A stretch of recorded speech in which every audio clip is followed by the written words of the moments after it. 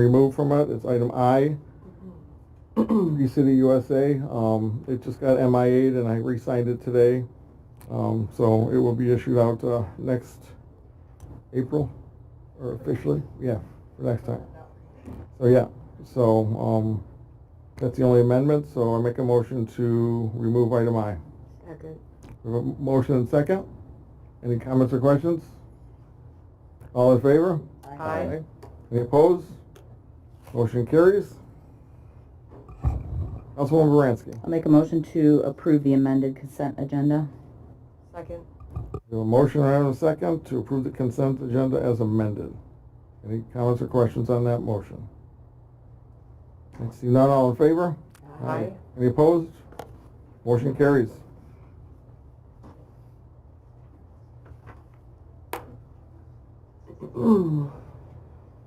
Item 7, new business, Parks and Recreation Plan, the public hearing.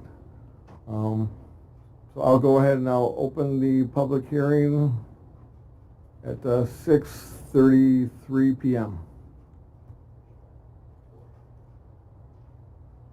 We'll just take Yeah. We'll just take public comment at this Yep. time, and then when we get to the next item, we'll have Andrew with McKenna Yeah. come up. So if there's anyone in the audience who'd like to make comments, please step forward, identify yourself, and you'll have 5 minutes to have your comments.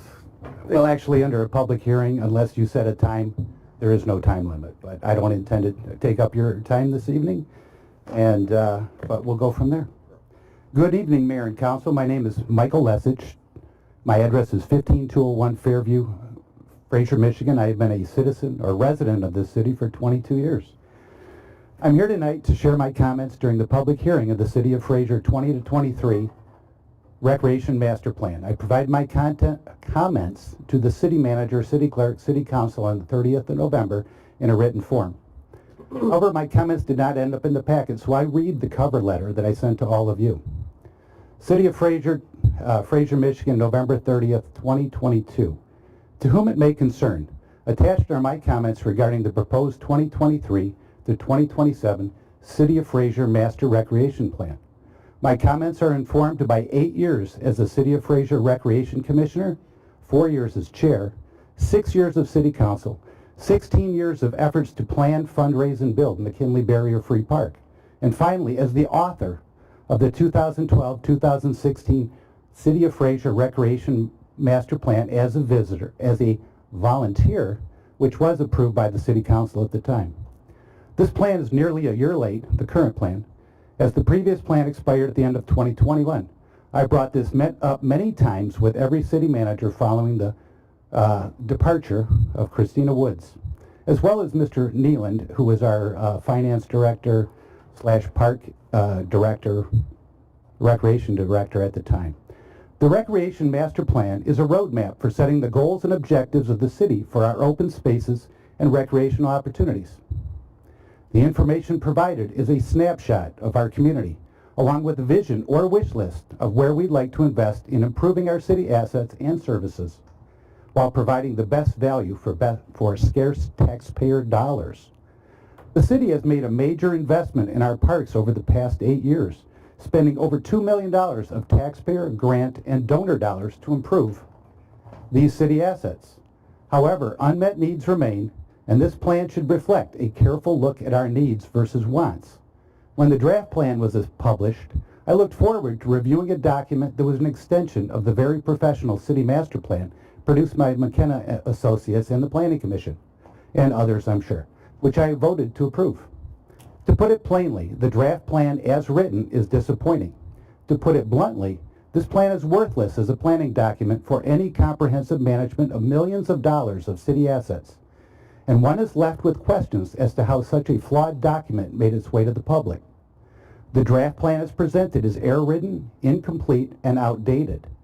The plan is filled with inaccurate census data, incorrect park acreage, incorrect park inventories, incorrect budget information, and unsubstantiated demographic information.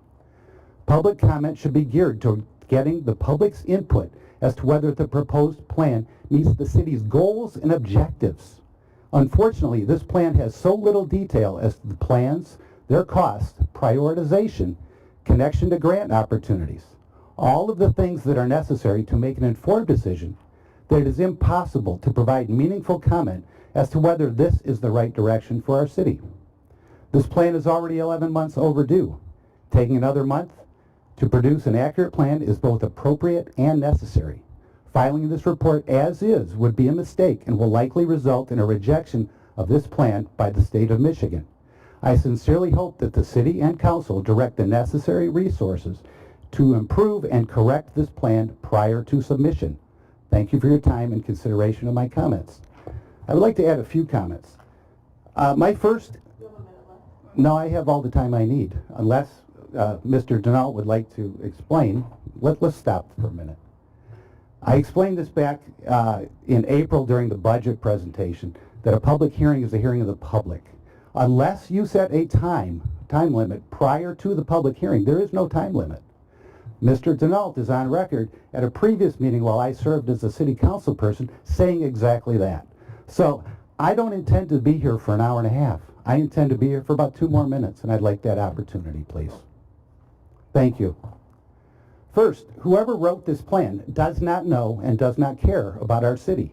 They have no sense of what our city values, the history of our city, or what we have accomplished as a community over the past several years.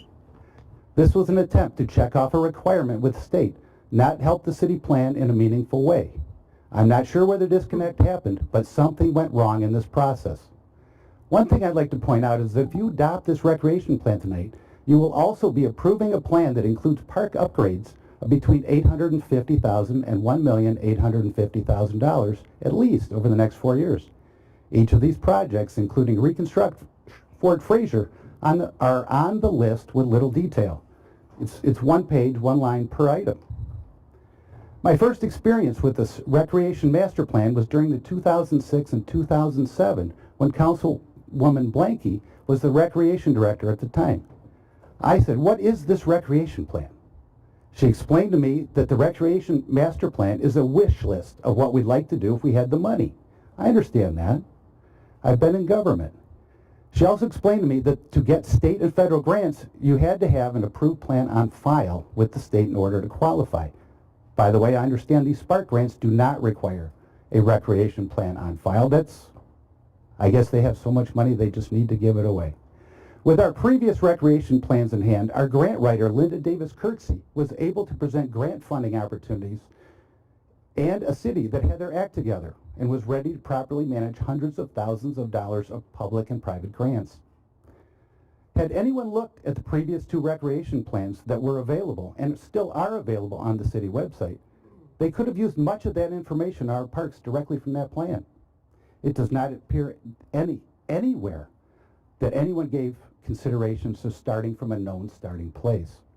In conclusion, I'd like to say that we have millions of dollars in land and equipment that we put on that land over the last several years. These are city assets and should be maintained well and improved where possible to ensure that we are providing the best service for our taxpayer dollars, as well as providing recreational opportunities for our community. Last but not least, what's ironic about tonight is that when I appeared in 2006 before the City Council, immediately I spoke on the Recreation Master Plan that was adopted in July 2006. Immediately after that, the Boundless Park came up as a project that the city should do, but it was not included in the plan. Tonight we have 3 Spark grants that are not included in the plan in any sort of detail. They're simply, hey, we got some money out there, let's throw these at the wall. It's just ironic that after all of this, we don't decide to plan ahead so that we can be ready for these opportunities and put our best foot forward. I really wish we would start doing that. I understand things are tight. Back in 2012, when I authored that recreation plan, it was simply because there was no one else to do it. I happen to be good at Word, PowerPoint, Excel, and some graphics programs. I volunteered. I got paid $30 to do it. It got approved, and we got $400,000 in state and federal grants because of that recreation plan. These are the kind of things we need to be ready as a city to say, here's our plan. Let me know if you have questions. Instead of, here's our plan, and then everyone has questions. Because if there's a grant opportunity and somebody's got their act together, and then there's a plan that isn't there, they're going to go with the people, the low-hanging fruit, which is the people that are prepared to act. Thank you very much. Have a good night. All right.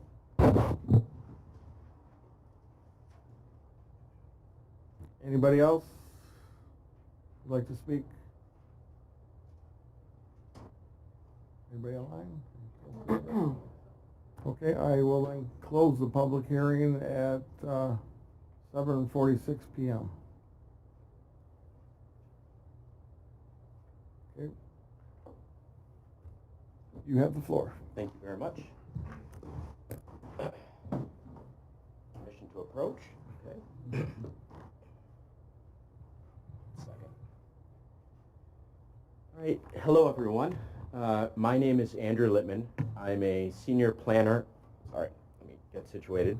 Keep the mic close to you too, because it's not. Oh, okay. Very well. Very good. Okay, thanks. So, my name is Andrew Littman. I'm a senior planner at McKenna, and I'm the new zoning administrator for this city. I'm taking over for Paul Erbiel, who's still going to be, he's still going to be involved, but I'm going to be taking the lead. The city administration is requesting that the city council adopt the 2023 to 2027 Parks and Recreation Master Plan. And after adoption, we'll finalize the plan for production. Throughout much of this year, the city and McKenna have worked collaboratively to seek public input and develop the plan. And the plan is a culmination of significant analysis, public engagement, and strategic thought. The results of our process have indicated that the community is seeking continued upkeep and maintenance of equipment, increased pedestrian connectivity, and equipment upgrades. And the goals and the action steps included in the plan can be used as a guide for the preservation and development of Fraser's public recreation spaces. After adoption, the plan will be submitted to the county, SEMCOG, and the Michigan Department of Natural Resources for approval. And as you all know, an approved Parks and Recreation plan must be on file with the MDNR for Fraser to be eligible to apply for grants through the state. Now, just in response to the comments that were just made, I have spent considerable time looking through all of Mr. Lechit's comments, and I think that, well, first of all, our plan as written does meet all of the DNR guidelines. The format and level of detail is more than enough to meet state requirements. The inventory has the required detail. Some of it's just not arranged the way that he would like it to be arranged, but it's all there. The goals and objectives are purposefully broad to retain flexibility in implementation. And in terms of our public engagement, a survey and a public hearing are all that's required. And what we did will certainly get you through the process. Also, I understand that McKenna's been doing this for 40 years. They've done hundreds of these recreation plans, and we have a 100% success rate in getting them approved. I do acknowledge that there are some factual errors in this document. They will be fixed, but nevertheless, this will be accepted by the state, and even if necessary, if the state does have some issues, then they will just send it back to us, and then we can fix whatever they have problems with, at that time. But assuming that we adopt the plan tonight, there is sufficient time for me to go through some of these issues and make corrections. Yeah, I think that's it. Yeah, thank you. When you say some of the items are not correct, based on what Mr. Lesher said, Sure. how many of those are like critical items? Like we don't know what those items are. So, Right. are you talking about acreage of parks, size of parks, dimensionally, locations? Yeah. So we don't know any of what Yeah. you said that could be. Right. So, Give council just an idea of what. Sure. Very good question. So, I would say that a lot of his comments are actually stylistic, and I don't think would really make any sort of real difference. There are some issues with figures that could. So for some of the charts, we used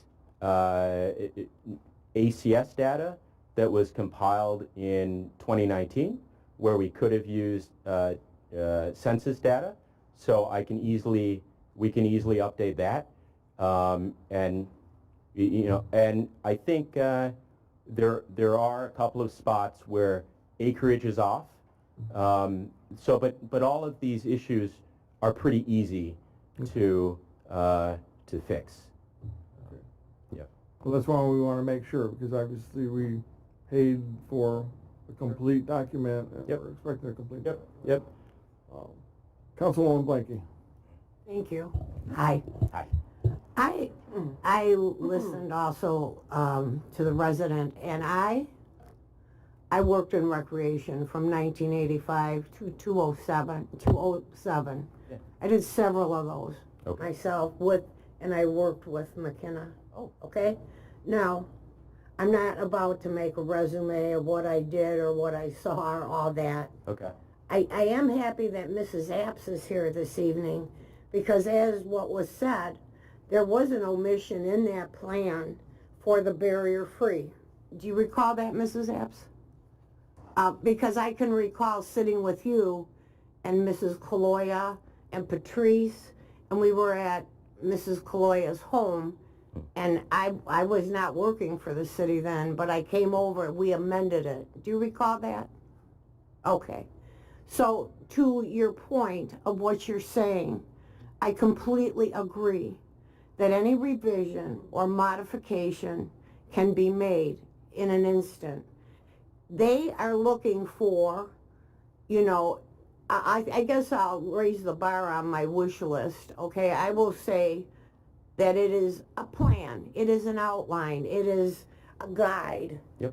Okay, and I read your plan, and it has met the qualifications of the county and of the state, and with the modifications and changes you're going to make and that you are aware of. And I thank Mr. Lesage for going through that, but I also went through it. I don't see any urgency. And the figures that were quoted and the maybes and the could be's and the whatevers, that all takes care of itself. I mean, we have one of the most beautiful parks in the county with the barrier free, and that was a revision of that 5-year plan. So that's how open they are to make revisions, which you probably know, and I do know. So I thank you for the plan. Thank you. Thank you. Thank you. Councilwoman Pro Tem Schwernak. Yes. So here's my problem. A document that is going to be set forth, whether or not it would meet the standards, in Fraser we should be trying to do more than just meet the standards. The factual information, Mr. Lesage is 100% correct. That is on our website. That, I don't even understand how that could have been messed up. I won't vote for something until we get a copy, and I don't care about the style, that is a preference thing, but I want to see all the information updated correctly, the stats updated correctly. I don't want to adopt something that, yeah, it'll meet the standards, but this world is too much into, we're just going to let it go by. I'm not prepared to let it go by. Things need to be done correctly. They need to be done right. When you know that there is errors and stuff like that, you correct that situation. Mr. Lessig sent that like a couple weeks ago. So in essence to that, we've had time to revise and resend to us in that time period, just the aspects that are incorrect and everything like that. So until that's done, I'm not prepared to adopt this because it is a reflection of our city, and I don't want something going to the state, the county, haphazardly and as a poor reflection of our city. That's just my personal opinion, because I know I'm held responsible for things I don't do correctly at work, and if there's something incorrect, I have to turn around and correct it before I can resubmit it to our board for approval, and I feel that should be the same standard for you guys as well. Thank you. Councilwoman Baranski. Yeah, I guess I want to just understand, because I think we're talking about two different things here, because if I heard you correctly, and this is my first time going through this, and in all sincerity, I didn't pay attention when it was done in the past, because my understanding is you keep it as broad as possible so that anything you're asking for, you can say, it fits here because it's a park improvement, or it fits here because it's green, whatever the parameters are, as opposed to having to literally list, the other alternative is list everything you could possibly think we may want, dog park, water splash pad, on and on and on, when you can modify it at any point if for whatever reason it didn't meet that broad. Is that your understanding of what a master plan, Yes. whether it's a Parks and Rec or a building or a roads or whatever, it's supposed to be broad? Yes. Exactly. And not vague, but all-inclusive, or allowing for ebbs and flows with regard to whatever the people who are in charge at the time decide is the will of the people. Because I don't know that I want a dog park. I don't know if I do or I don't. And I'm only one of 7, and I'm not on the parks. I don't know who even makes that choice, to be honest with you. Yep. So I get that. But the concern about typos or data is important. Would that be a basis for the plan to not be accepted, that we used census data from 2019 as opposed to the current, or that we used, those type of things? Right. Is that something that is dispositive of the plan, or is that just? Well, I guess my response to that is that whatever happens tonight, in terms of the typos and everything, it's not going to matter, because I actually, this is obviously the first time that I've been in front of you guys. I'm just starting as the zoning administrator, but just to tell you a little bit more about me, I am a OCD former, or I say recovering attorney. I guess I still have my bar card, and to tell you the truth, reading through some of these statistics, or the numbers, really got to me, and I'm going to fix this very, very quickly. So if you do adopt this tonight, I will have plenty of time to go through and make all the necessary revisions to put my mind at ease, so I can sleep at night. So what are the ramifications if it's not approved tonight? If it's not approved tonight, I guess we could take it up in January, but then you're kind of you're in a new year. We're making it a close call. Okay, can you explain what that means? Like, literally, tell me, what a close call for what? Yeah. No, when does it have to be done? Well, so sorry, we have to submit it. It has to be submitted by February 1st. Okay. So, yeah. And February 1st, because that is the deadline by the state. Correct. For master plans. Yep. For Park and Rec master plans. And if it's not submitted, the consequences are we can't submit for grants until it's submitted. Correct. So we're not subject to penalties. We're not no. going to be fined. It's just that we can't get the in essence, free money Correct. or matching money until we have a plan in place. Correct. Okay. Correct. And I'm going to get in a lot of trouble, but I just. Yes, you are, for many reasons. But and in all fairness, I think, thank you for clarifying that Yeah. this is not your work product yourself, but that being said, Yep. you are advocating for us to approve it, subject to the corrections that are not dispositive.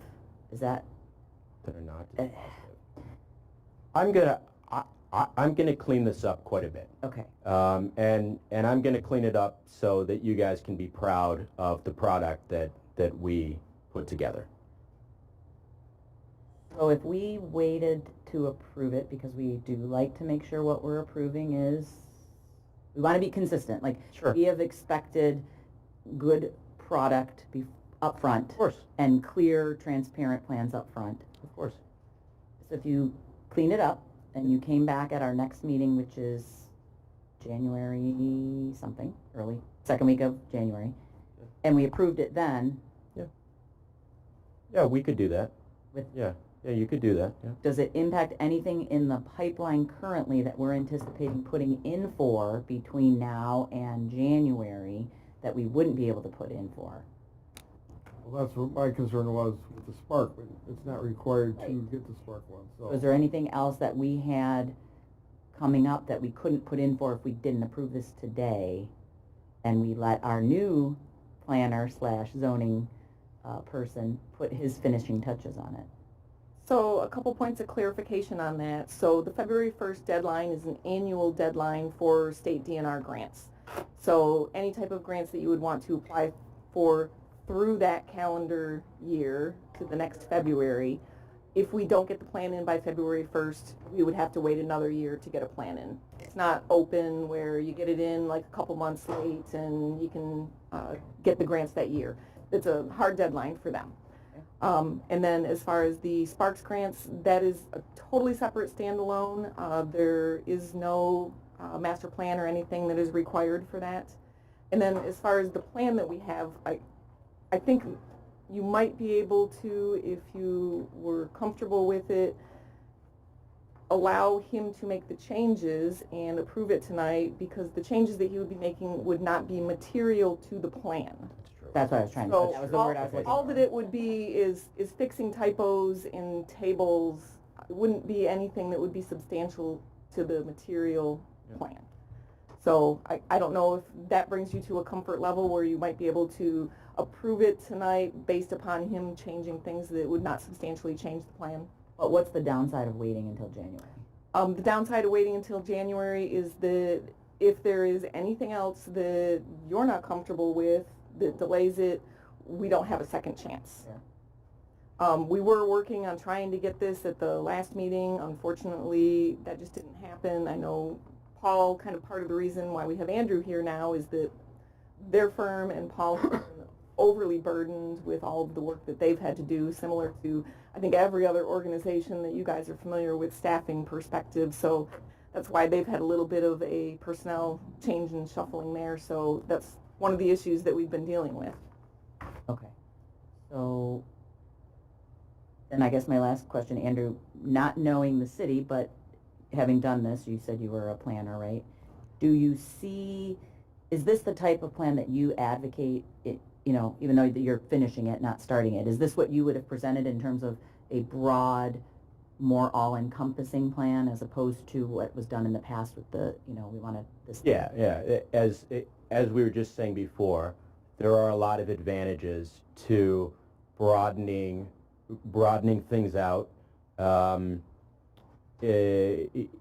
Especially dealing with the goals and objectives. I think they're purposefully broad to retain some flexibility in the implementation. So that's done on purpose.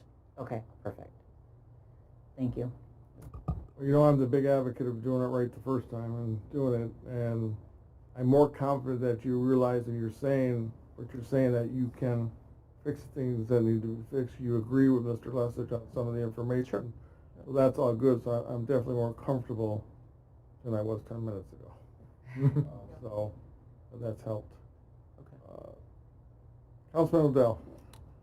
Hi, Andrew. How long have you been with McKenna? I've been with McKenna for 5 months.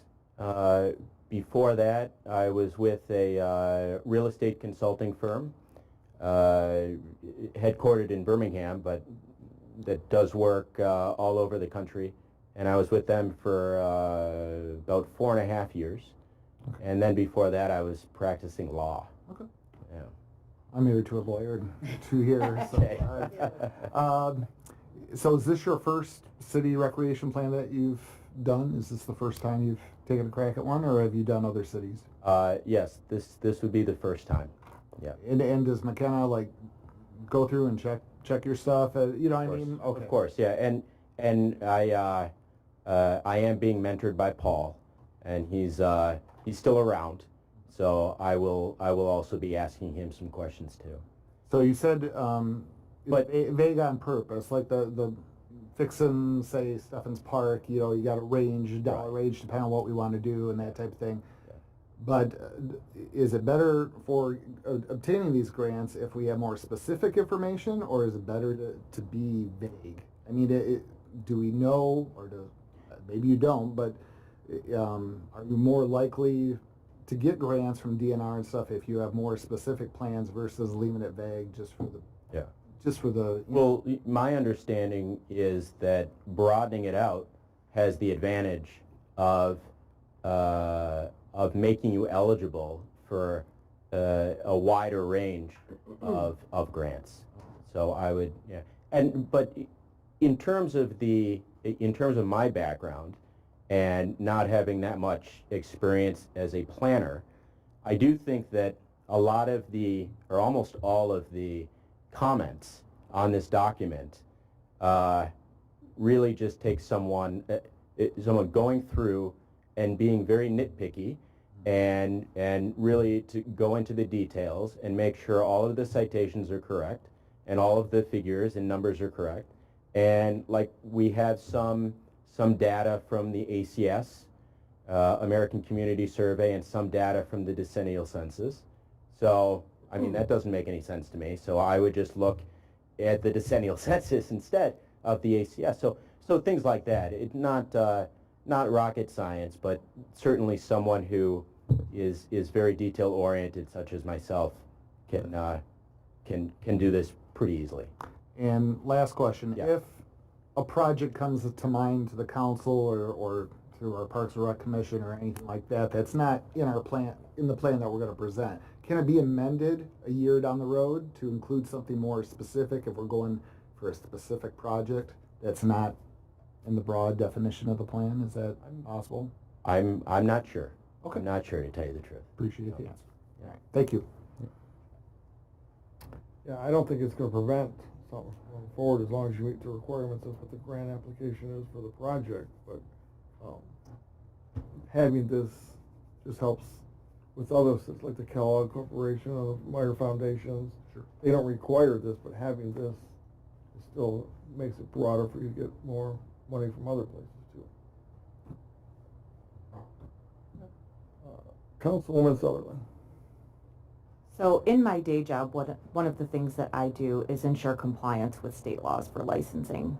And I echo Patrice's comments that if something isn't factually accurate, it's not my experience that state regulators or any other entity are that benevolent if we're sending them inaccurate information. I'm not comfortable approving anything with inaccuracies before we know for a fact that everything is corrected.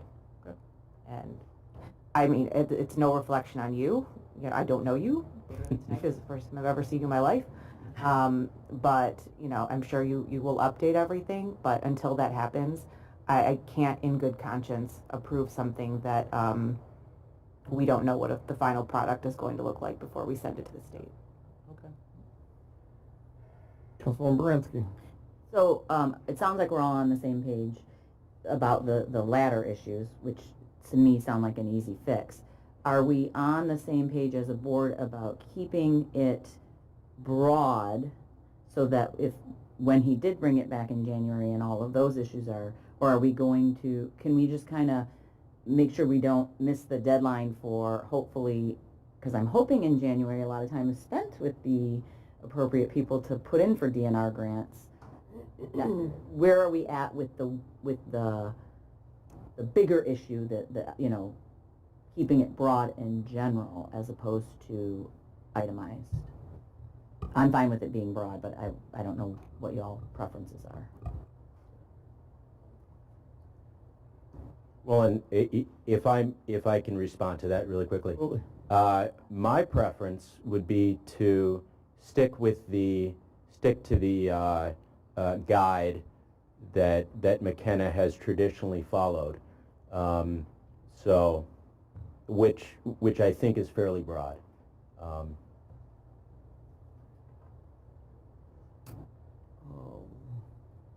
Dana, you were next. Councilman Sullivan.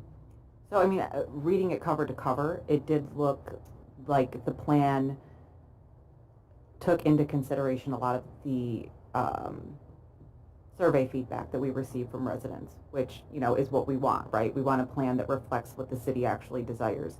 I agree that keeping it broad is the best approach. It's honestly, it's the factual errors. In just reading it, without anyone saying anything to me, reading it, I could see it. Being a resident, I'm like, this isn't correct. So. No, I think it's been confirmed. Councilman Kolka. Thank you, Mayor. I just, yeah, broad is always better than specific, for sure. So, unless you have a, you know, specific idea of what you're doing, but that's not usually the case. Recording in progress. I just wanted to reiterate, back when we were first going through the proposal process with McKenna and talking about we wanted to do a master plan, I think he originally had brought us a proposal that was a little more costly than what we wanted to spend. So we agreed to scale it back and focus on the basics. We didn't want to have them invest a lot of time and effort in the unnecessary demographic information and everything up front. It was more about we want to get a survey out, which we had over 150 people that participated and responded to the survey, provided information that fed into this plan. So everybody really looks at this plan. They go to the last chapter, which is the action items. And that's all driven off of the survey that we had from those over 150 participants. And a matter of fact, this is the plan. This is the information that I utilized when I was working on putting together the Spark Grant information. So personally, I did find it very helpful for what I needed to do for the grant application. Councilman Sullivan. I'll give a last comment. Well, I should never say that. So, you know, I know that there are different grants or grants that could potentially exist or come up in the future that could be based on demographic information. So, for example, some of the grants that came up during COVID, we used for the senior center. So if we have factually inaccurate information in that, and then a grant comes into play, and we don't have the accurate information in there, how can we apply for it if we have inaccurate data to back it up? Well, I could respond to that too. I don't think, to my knowledge, none of this information is inaccurate. It just might be not the most current data that's available. So Still it be would have impactful, been, though. Sure, but I mean, I just want to be clear that I think it's accurate. It's just not from the most, up-to-date data. It wouldn't be an accurate representation, though, of the current potential demographic or, you know, park size, different errors that have been found, or just, you know, the information that was used isn't necessarily the most up-to-date, which could be impactful. Okay, yeah. Okay. Councilman Baranski.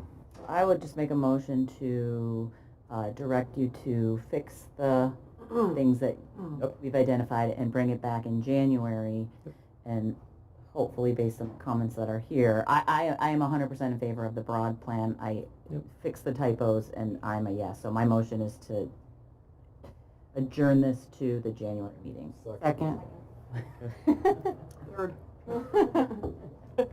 Fourth, fifth, I think we sixth, should add that in. fourth, fifth, sixth, seventh. All right, very good. So we have a motion on the floor in a second to bring this back in January with all the updated information. And the earlier you can send it for review, the better. That's what I was- Of course, That yeah. would be great. Thank you so much. Any comments or questions on the motion? Councilman Blanky? I'm just gonna say one last thing since I was one of the first to talk. What you said is so true. It's not up to date, several of those. Okay, so that's like checking your checkbook on Monday to find a balance. And then you check it on Thursday and there's a different amount, okay?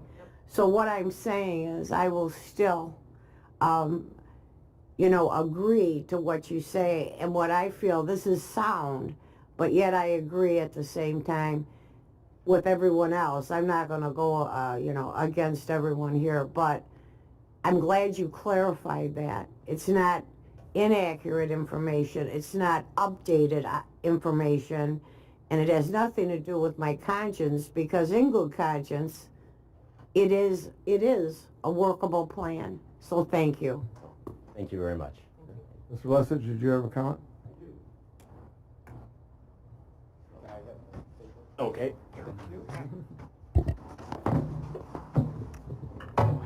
Michael Lessig, 15201 Fairview. I appreciate the conversation and that you've brought this to some kind of a vote. I'll start by saying my first response is apparently, except for the facts, the plan is fine.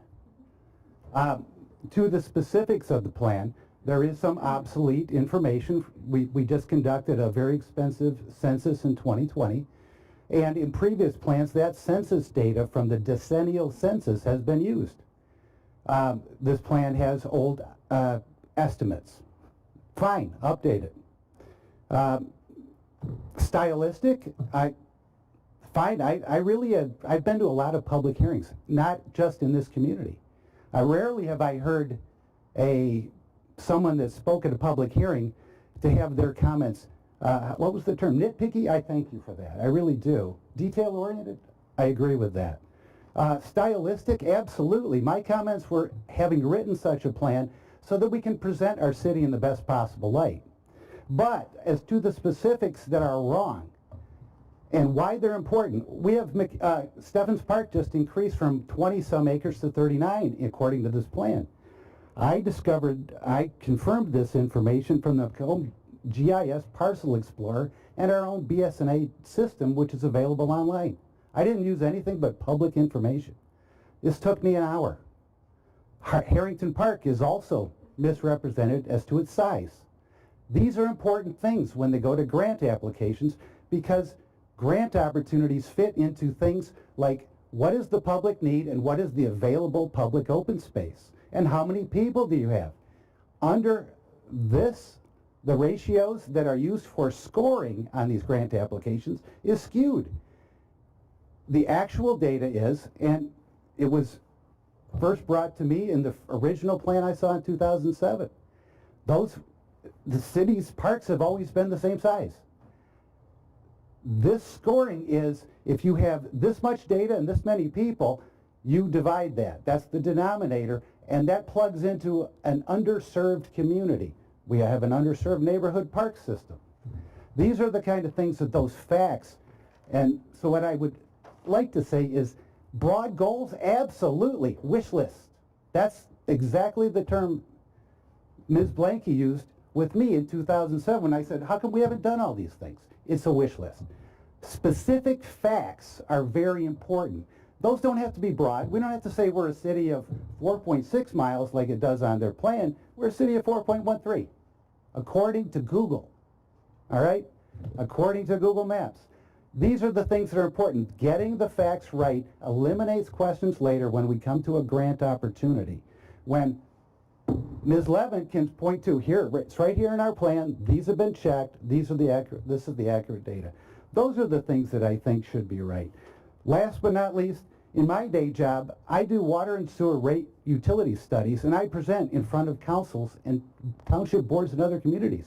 I would be fired if I presented such a plan to the public for comment, because my company and the company I work for is CPAs, and they are very detail-oriented. They demand accuracy. to put this in front of me and have me do this so that I wanted to do stylistic things. I ended up doing math. I don't like that. So thank you very much. Have a great day. And I do really appreciate that you're all kicking this can a month down the road so we can get it right. And I would be happy to objectively look at the numbers if that would, and I would volunteer my time. Thank you.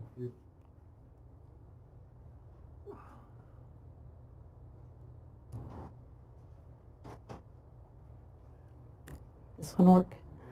Laura Lessig, 15201 Fairview. Unfortunately, I missed the public hearing time. I was a little in transit.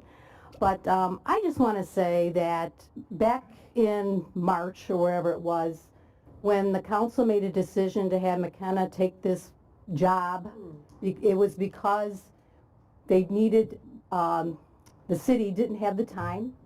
McKenna had the time, they had the experience, they just got done with the main master plan, and it would be an easy thing for them to do.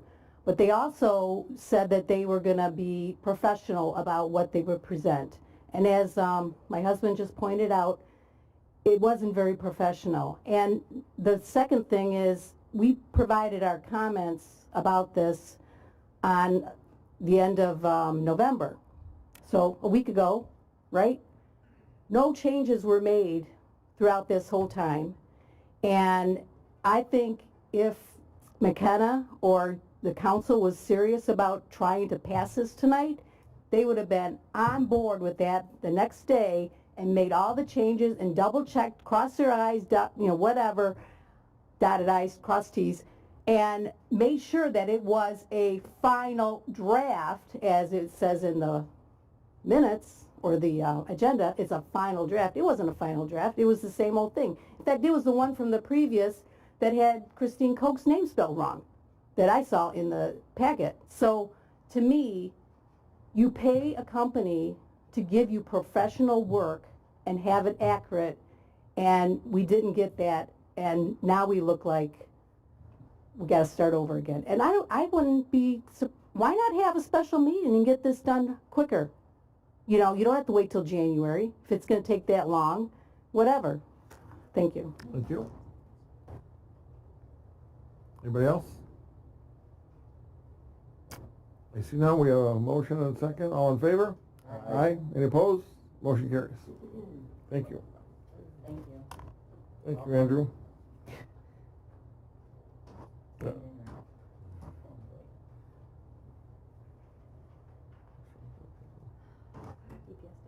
Item C, DPS staffing request. Good evening, Director.